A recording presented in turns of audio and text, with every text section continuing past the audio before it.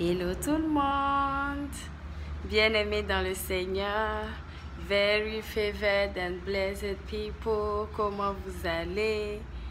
Je suis très heureuse de vous retrouver aujourd'hui dans une nouvelle année pour une toute première vidéo.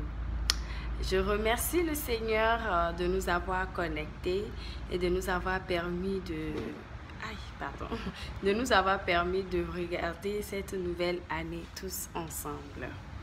Alors, comment vous allez? Comment vous avez commencé la nouvelle année chez vous, votre activité?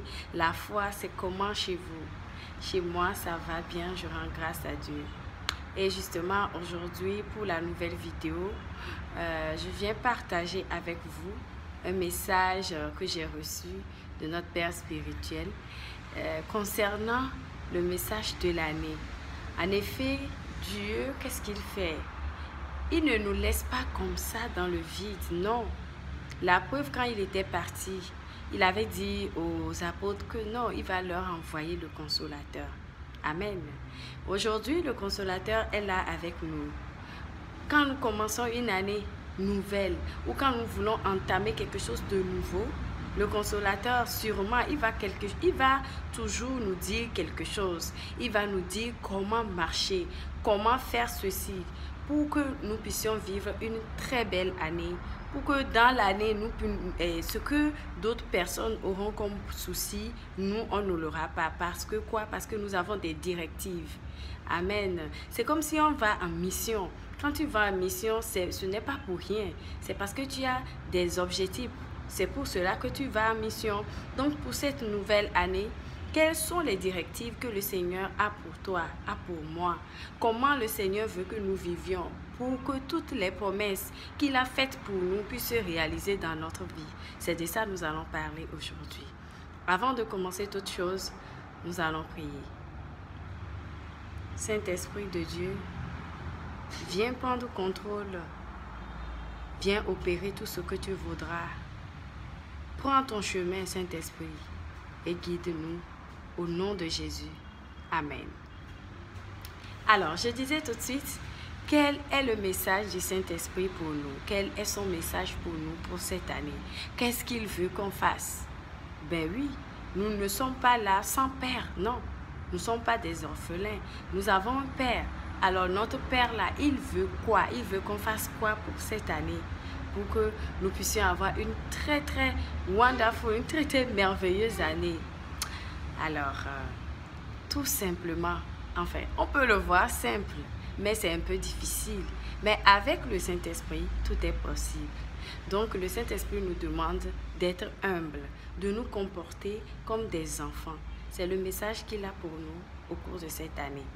Alors, il nous demande, j'ai pris des notes certes, donc je vais regarder de temps en temps mes notes pour être sûr d'avoir tout dit. Parce que ce message, ce n'est pas mon message. Si c'est mon message, je peux inventer tout ce que je veux. C'est le message de Dieu. Il faut que je sois cohérente. Il faut que je dise exactement ce qu'il a dit. Ok? Good. Alors, le Seigneur nous demande quoi d'abord? Il nous demande d'oublier les choses du passé. Oui, de faire une table rase de tout ce que nous avions pu vivre dans l'année passée, dans l'année écoulée. Tout ce qu'on a subi, peut-être qu'on a été violenté, on a été maltraité, on a été insulté, d'oublier tout ce qu'on a pu traverser au cours de l'année passée. Parce que lui, le Seigneur, il veut faire de nouvelles choses dans notre vie. Amen. Quand un bébé naît, un bébé, quand il naît aujourd'hui, il n'a pas de passé. Il n'a que ce présent-là. Il n'a que ce présent-là. Il n'a aucun souci. Il n'a rien.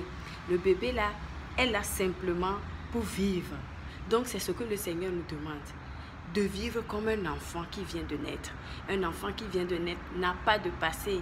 Il n'a rien comme passé enregistré en son nom, disant que non, lui, il était comme ça, il était comme si. Non, il n'a pas de passé. Donc le Seigneur veut quoi? Le Seigneur veut qu'on soit comme cet enfant-là. Il veut qu'on soit comme ce bébé qui vient de naître. Peut-être que dans l'année écoulée, nous avions pu vivre des situations très douloureuses, des situations difficiles, nous avons été discriminés ou été victimes des abus.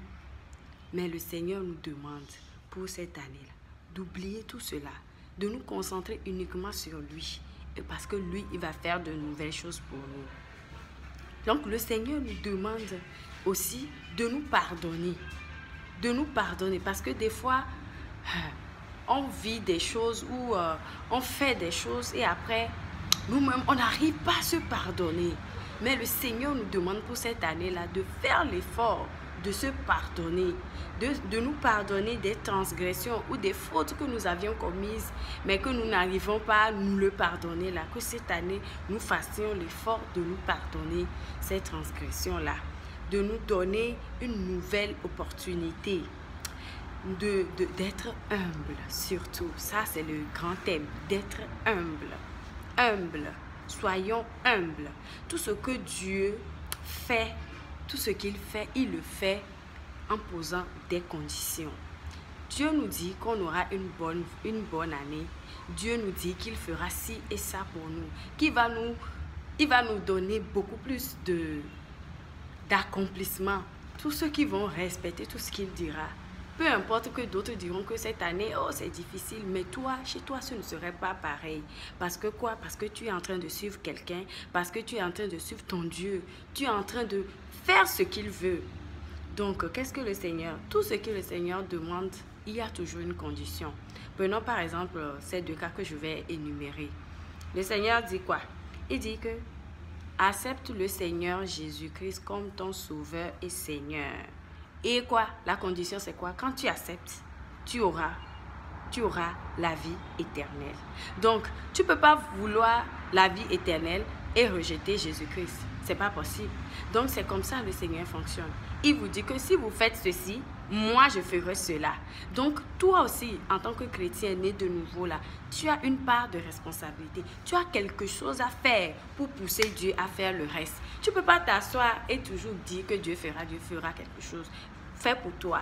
Donc, pour cette année, Dieu te demande d'être humble, d'oublier le passé, de te comporter comme un enfant, de ne pas être rancunier, de ne pas être rempli de colère. Sois doux, comme l'Esprit Saint qui est en toi, parce que l'Esprit Saint, c'est un esprit de douceur.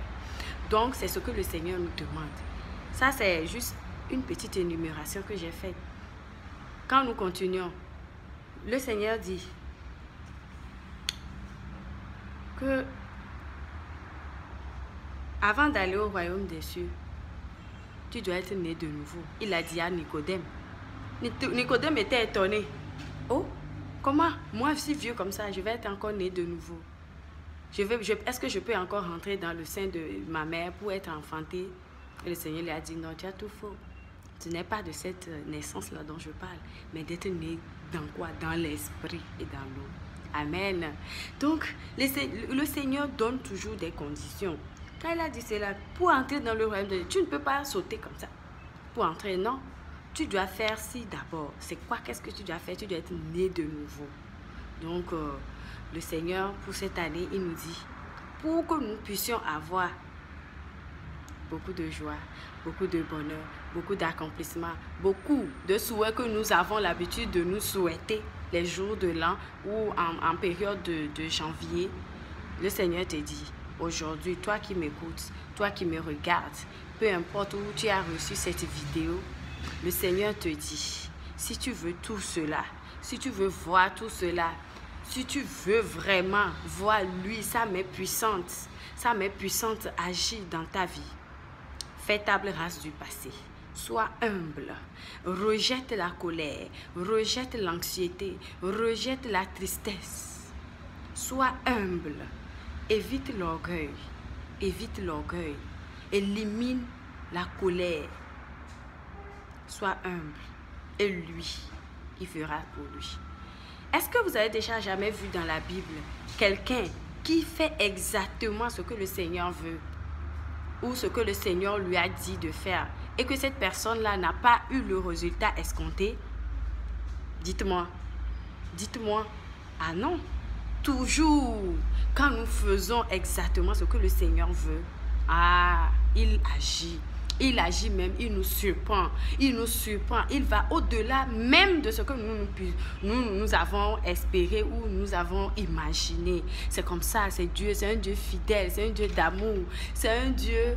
Oh, je manque d'adjectifs pour le décrire.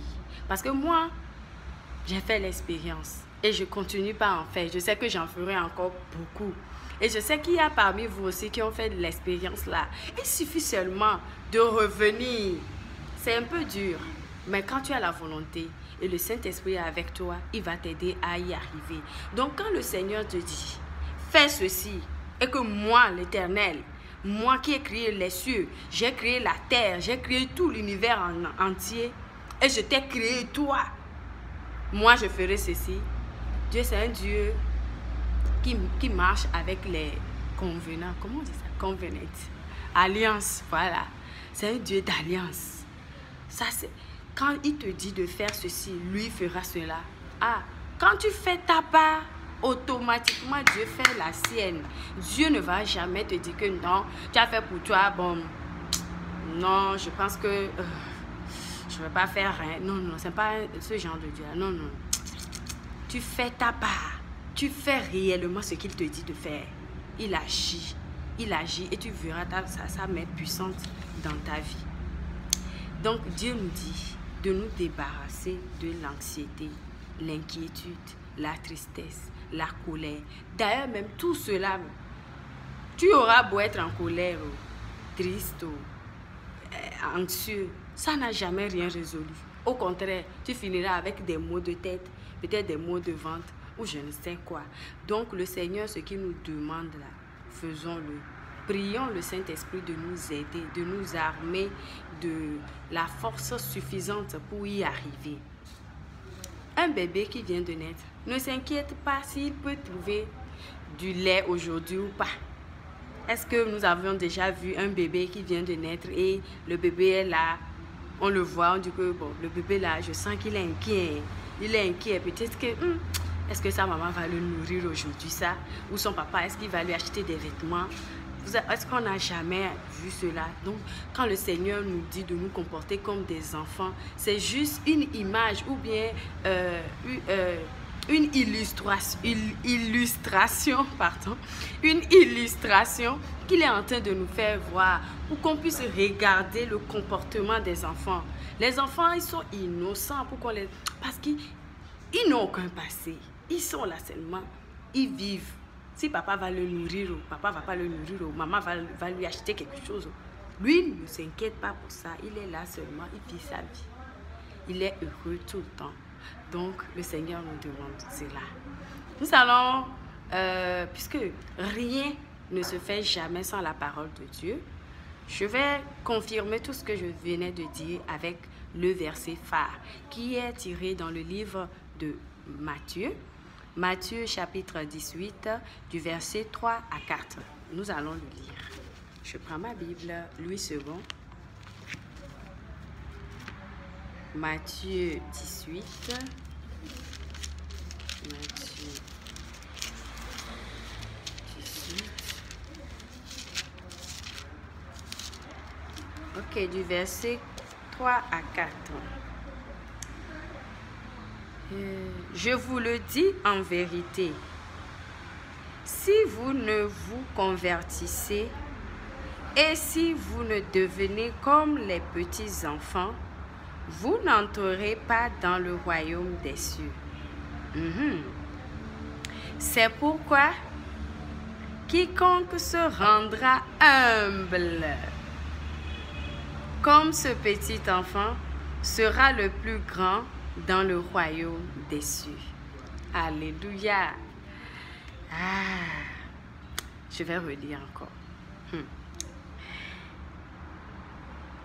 Je vous le dis en vérité, si vous ne vous convertissez et si vous ne devenez comme les petits enfants, vous n'entrerez pas dans le royaume des cieux.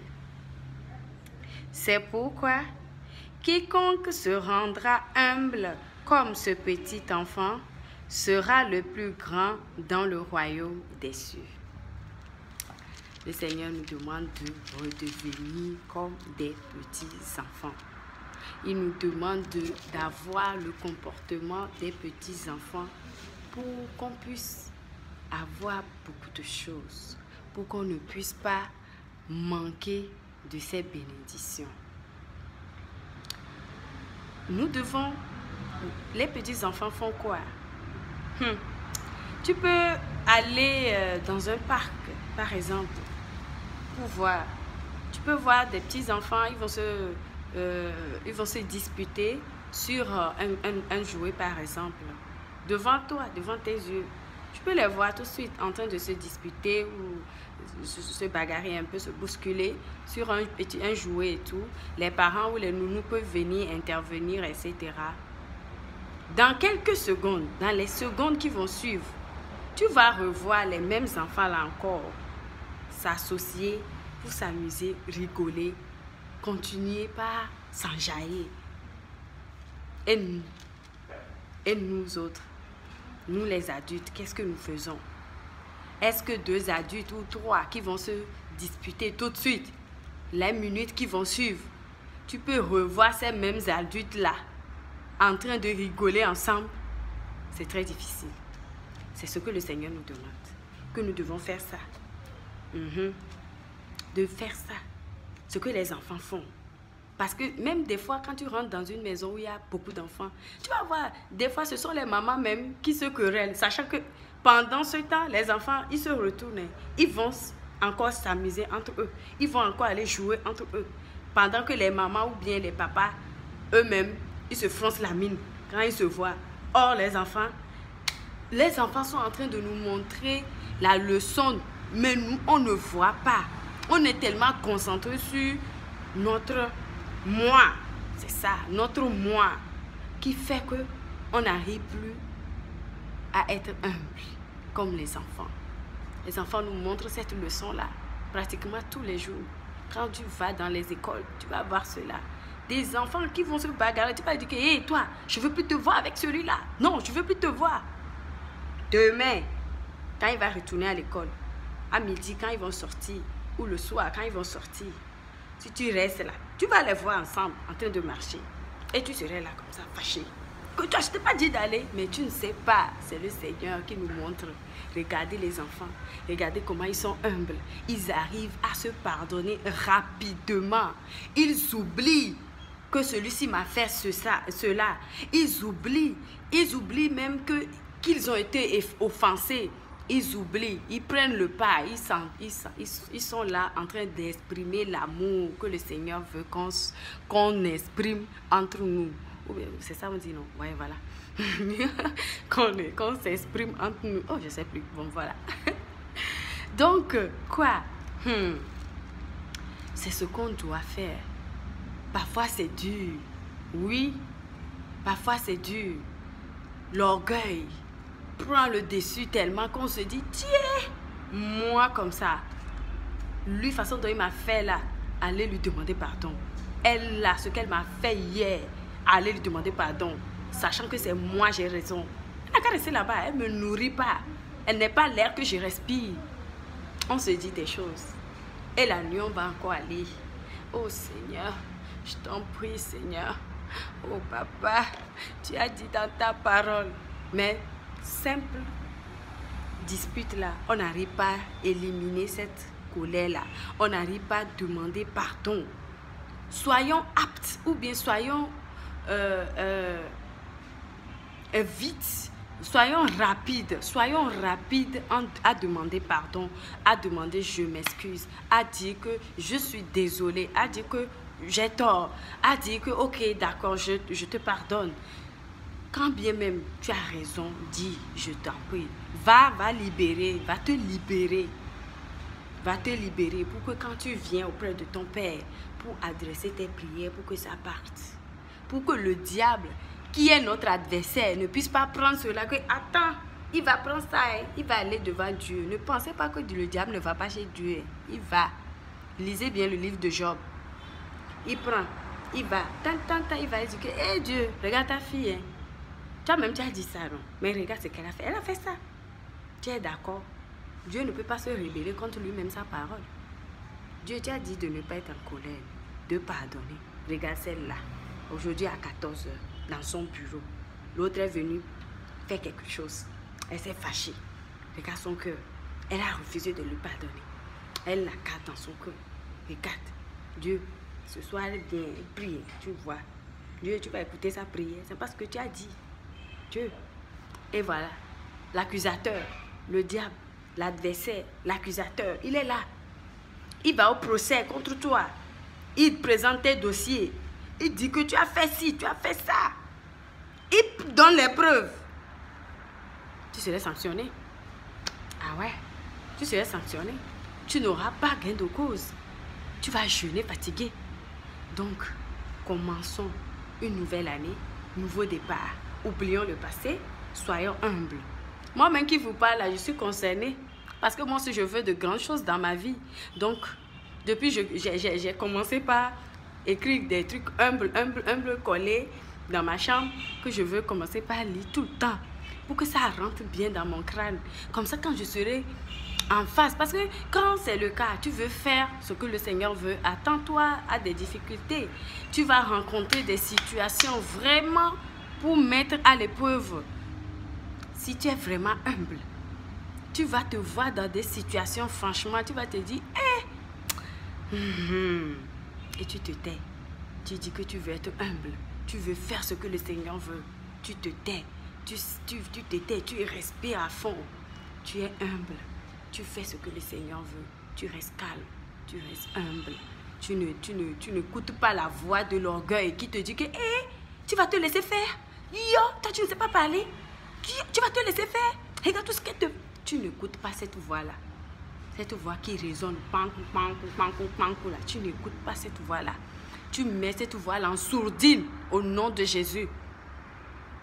Et tu regardes, Seigneur, je veux être comme toi. Je veux être humble. Jésus, donne-moi ton cœur. Je veux le faire. Saint-Esprit, habite-moi, envahis-moi. Et tu vas y arriver. Tu vas y arriver au nom de Jésus. Le Seigneur nous dit, oublions l'orgueil. Si le Seigneur nous dit qu'il va faire de grandes choses, la Bible nous dit quoi? La Bible nous dit que l'orgueil précipite la gloire, ou bien précède la gloire. C'est ça?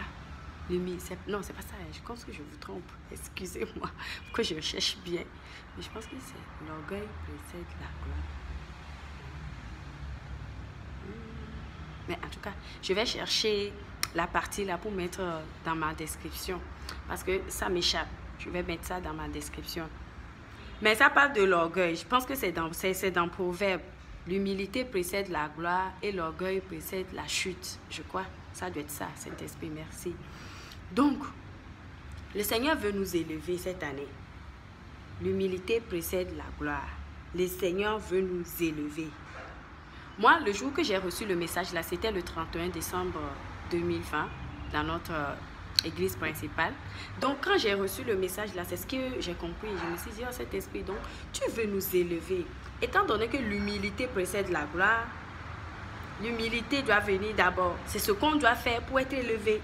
Le Seigneur veut nous élever cette année. Il veut nous élever à tout égard. Donc, il veut que tu sois ça.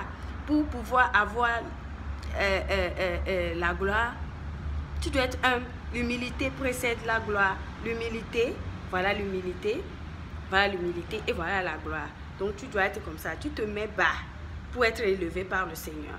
Mais au moment où tu dis non, l'orgueil fait quoi? L'orgueil est en haut. Parce que tu as dépassé le Seigneur. Je baisse un peu mon bras. J'ai un bras long, quoi. Voilà. Tu as dépassé le Seigneur. Tu es déjà ici dans l'orgueil. L'orgueil fait quoi? Ça chute. L'orgueil entraîne la chute. L'orgueil entraîne la chute. L'orgueil, c'est-à-dire toi-même, tu as déjà escaladé tous les escaliers. Non. Tu as déjà pris toutes les marches et tu es ici déjà.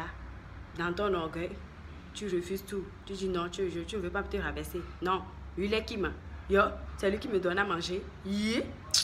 Il connaît mes diplômes. Moi, j'ai fait tout l'Europe, hein. J'ai fait tous les États-Unis. Il veut me parler quoi? Si elle est française, des Français, là, je sais parler aussi. Et je sais tourner la langue. Et alors, il veut me montrer quoi même? Son habit, là, nous tous, on connaît. Vous marchez ici. Yeah, c'est quoi? Et il veut me montrer quoi? Si tu commences comme ça, là, tu serais ici, hein. Tu vas être en train de chuter comme ça. Jusqu'à... Et c'est fini. Tu n'auras rien dans l'année. Mon frère, ma soeur, bien-aimé dans le Seigneur, toi qui regardes cette vidéo, cultive cette mentalité-là en toi. Commence par cultiver cela. L'humilité. Sois humble. Sois humble. Peu importe la situation où tu te trouves, sache que le Seigneur est avec toi. Si quelqu'un est en train de t'écraser, quand bien même tu as raison, ne lui donne pas l'opportunité de te voler ta gloire cette année. Ne lui donne pas cette occasion-là. Recule un peu. Appelle au Saint-Esprit au secours. Dans ton cœur, là où tu es, appelle-le. Que Saint-Esprit, aide-moi. Je veux être humble. Tu verras une paix. Une paix va t'envahir. Et la façon dont ton cœur était gonflé là, l'air là va finir dedans. L'air là, l'air qui te faisait gonfler comme ça parce que tu as mal. La façon dont la personne est en train de te traiter, tu vas devenir calme. Tu vas te rabaisser. Tu vas sourire finalement. Et là, ça pique encore. La personne va dire que yo, je l'ai fait tout ça, elle n'a pas répondu là. Non, tu ne réponds pas, tu réponds. Tu souris seulement. Et tu lui dis encore pardon. Tu lui dis encore, oh, tanti, oh, tonton, excusez-moi, excusez-moi. Je suis désolée. Franchement, je vais vous présenter mes excuses, d'accord? Tonton, je vous en prie, excusez-moi, pardonnez-moi, d'accord? Avec un petit sourire, le Seigneur est là. Vous sachez que je suis là, ma gloire m'attend. Amen. Donc, bien-aimés, je veux nous donner encore un verset avant de conclure. Le verset que je vais lire vient de lire toujours de Matthieu, Matthieu chapitre 11, cette fois-ci, le verset 25. Qu'est-ce qu'il nous dit ici? Est-ce que c'est ça?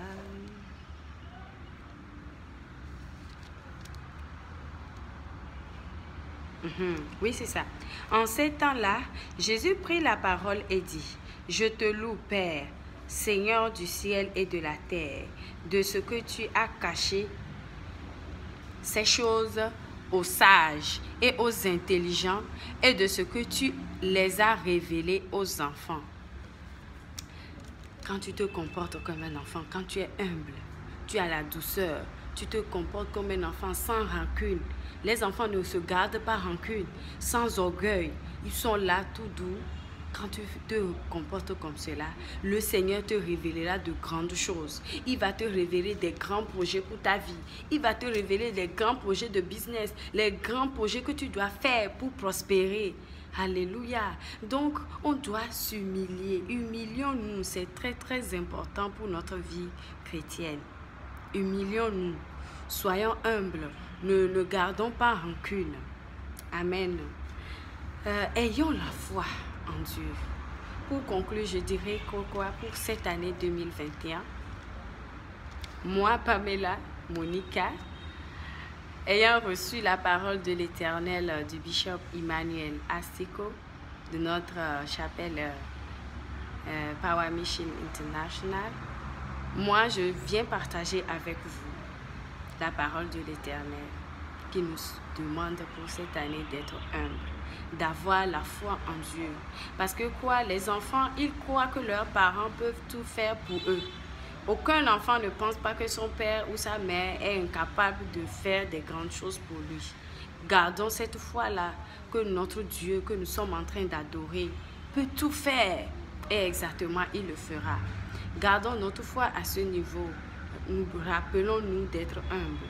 Parce que le Seigneur, c'est ce qu'il nous demande pour pouvoir nous glorifier cette année aux égards, aux gens. Peut-être que les gens te voient depuis longtemps que tu es en train de suivre le Seigneur, mais ils ne voient aucun changement.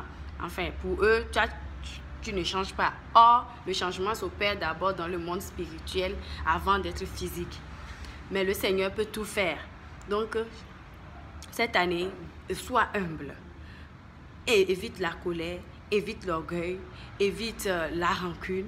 Et tu verras la main du Seigneur agir et accélérer beaucoup de choses dans ta vie. Parce que le Seigneur va nous glorifier aux yeux de tous.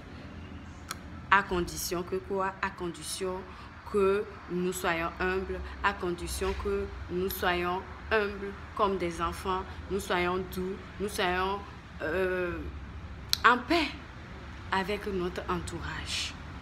Amen. Donc voilà le message d'une bonne année que j'avais à partager avec vous. Je remercie le Seigneur qui nous a permis d'être encore ensemble devant cette caméra. Et je le remercie parce que à travers ce message, il fera encore de grandes choses dans notre vie. Amen. Saint-Esprit de Jésus-Christ, j'ai délivré le message que tu voulais. Agis, Saint-Esprit. Agis dans la vie des frères et sœurs qui regarderont cette vidéo. Pour que Seigneur, au cours de cette année et jusqu'à la fin de cette année, nous puissions revenir ici avec des témoignages qui ne vont pas finir. Nous allons créer une section de témoignages pour que les frères et sœurs qui le voudront bien viendront témoigner de tout ce que tu as fait pour eux quand ils ont accepté faire tout ce que toi tu voulais. Saint-Esprit, merci. Au nom de Jésus-Christ de Nazareth, nous avons prié. Amen. Alors, bien-aimés, sur ce, je vous souhaite une très très bonne année. Je sais que le Seigneur nous donnera une forte santé parce que la santé, tout ça là, c'est lui qui nous a créés, c'est lui qui nous donnera tout ce dont nous avons besoin. C'est justement pour cela qu'il nous demande de faire ci et lui fera ça. Alors, chers abonnés, je vous dis à très très bientôt, à très vite pour une autre vidéo. Moi, c'était Pamela Monica. Ciao!